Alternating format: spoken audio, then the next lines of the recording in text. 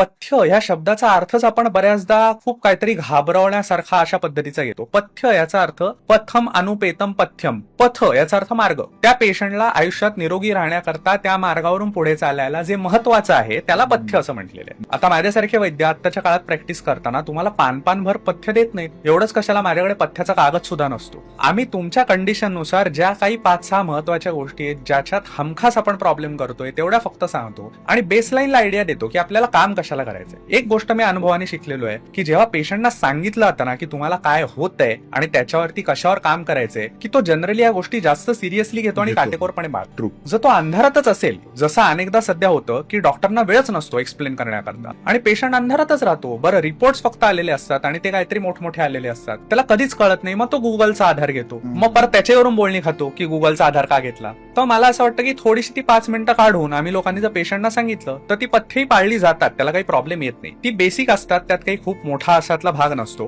पण हे सगळं जरी असलं तरी सुद्धा आयुर्वेदाने काळानुसार अडॅप्टेशन्स खूप मोठ्या प्रमाणात केलेत.